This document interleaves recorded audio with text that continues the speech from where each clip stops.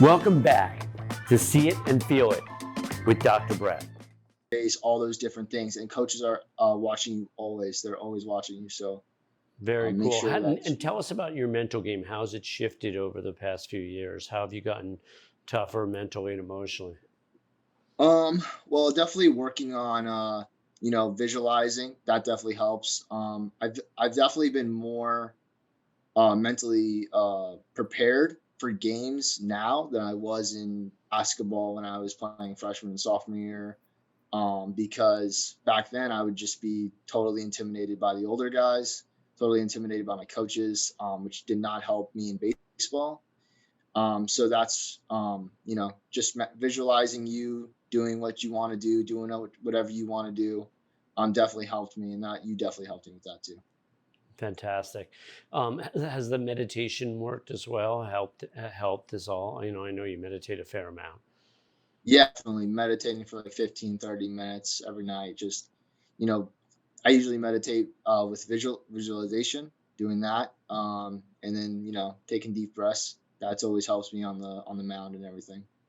Yeah, very cool. So you're combining the meditation, the visualization, which is one of my things, right?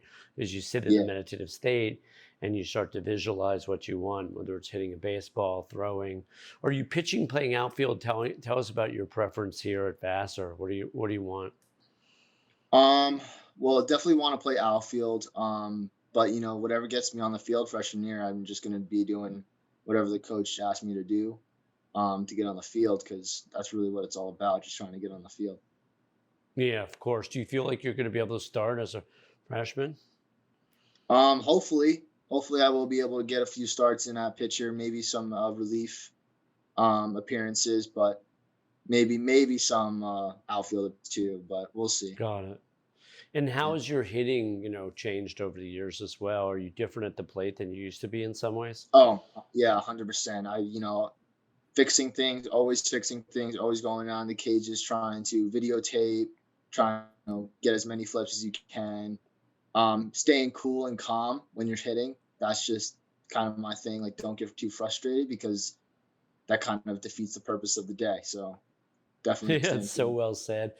Staying cool and calm is sort of like the way to go, and it defeats the purpose if you don't stay cool and calm, but also staying cool and calm everywhere, right?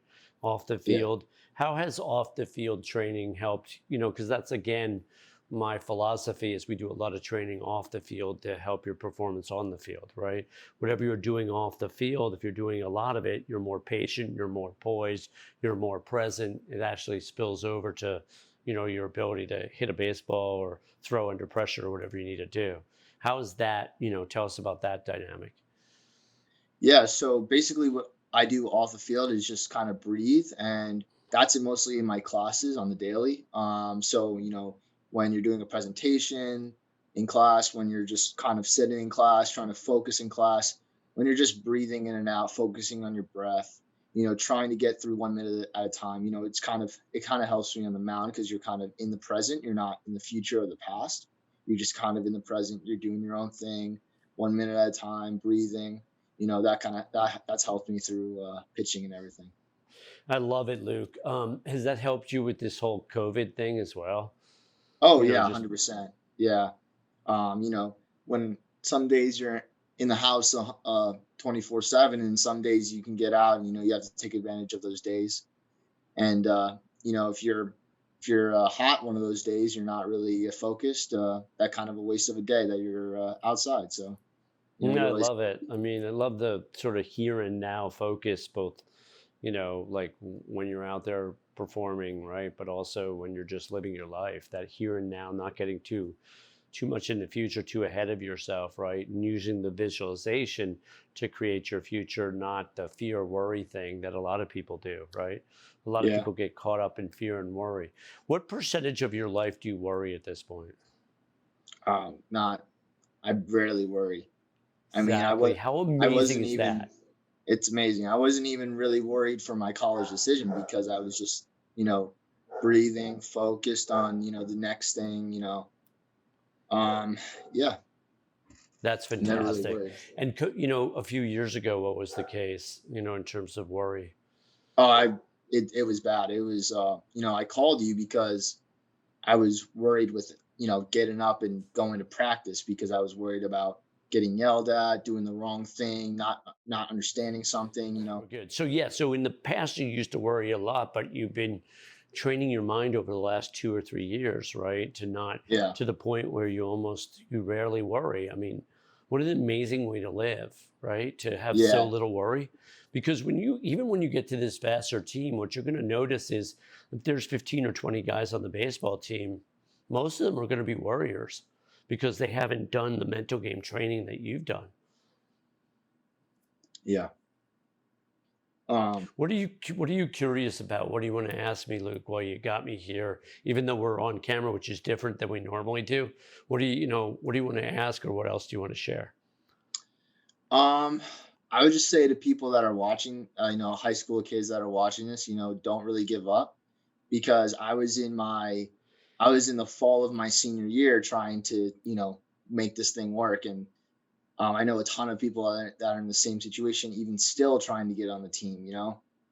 Just don't give up, take it 1 minute at a time, stay in the present, and, think good things will happen because and I know that a lot of people say that, but I swear to God, it will help.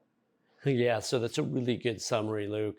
So don't give up, stay in the present, and remember that, positive things can always happen, especially if you stay focused and you take a fair amount of action. And in your case, you've become very proactive.